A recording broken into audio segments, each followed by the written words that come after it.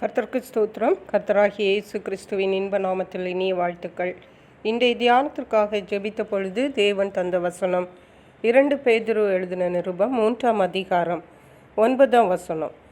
தாமதிக்கிறார் என்று சிலர் எண்ணுகிறபடி கர்த்தர் தமது வாக்குத்தத்தத்தை குறித்து தாமதமாயிராமல் ஒருவரும் கெட்டு போகாமல் எல்லாரும் மனம் திரும்ப வேண்டும் என்று விரும்பி நம்மேல் நீடிய பொறுமையுள்ளவராயிருக்கிறார்.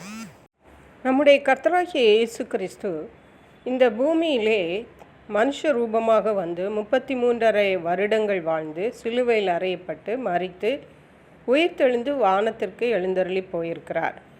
அப்போது அவர் நான் திரும்ப வருவேன் என்று சொல்லி வாக்கு கொடுத்து போயிருக்கிறார். ஆனால் சுமார் 2000 ஆண்டுகளுக்கு அதிகமாக ஆகியும் இன்னும் அவர் வரவில்லை. அது ஏன் தாமதிக்கிறார், அவருடைய வாக்கு தத்தங்களிலே அவர் தாமதிக்கிறார் என்று சிலர் நினைக்கலாம். ஆனால் உண்மை என்னவென்றால், ஒருவரும் கெட்டு போகாமல் எல்லாரும் மனம் திரும்ப வேண்டும் என்று விரும்பி நம்மேல் நீடிய பொறுமையுள்ளவராயிருக்கிறார். ஹல்லேலூயா. தேவனுடைய ராஜ்யத்திலே எல்லா மனுஷரையும் கொண்டு வர வேண்டும், சேர்க்க வேண்டும் என்பதற்காகவே அவர் தாமதிக்கிறார். ஒரு தடவை அவர் வந்து விட்டால் அப்புறம் யாருக்கும் மனம் திரும்பவும் தருணம் கிடைக்காது. தேவனுடைய ராஜ்யத்திற்கு போகவும் தருணம் கிடைக்காது. ஆனால் அவர்கள் கெட்டு போய் நரகத்திற்கு தான் செல்ல வேண்டும்.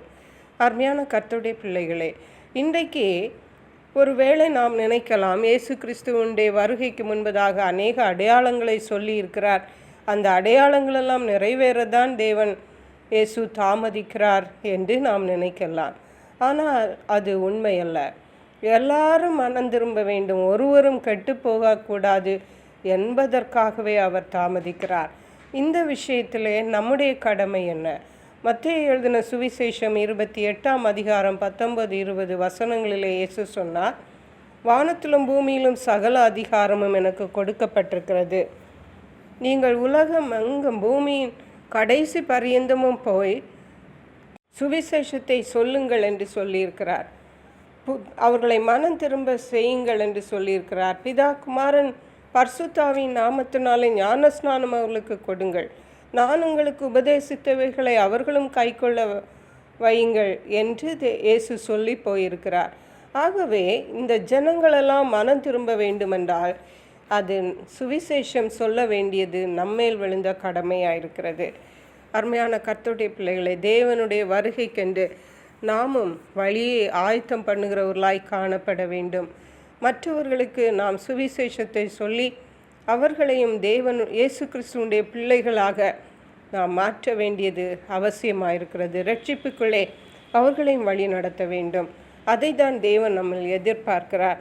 அதற்கேற்ற கிருபைகளை தேவன் நமக்கு தந்தருளுவாராக. ஜெபிப்போம். எங்களை கிருபையா நேசித்து பாதுகாத்து வழி நடத்துகிற எங்கள் அன்பின் தகப்பனே, ஆசீர்வதிக்கப்பட்ட இந்த நல்ல நாளுக்காக நன்றி.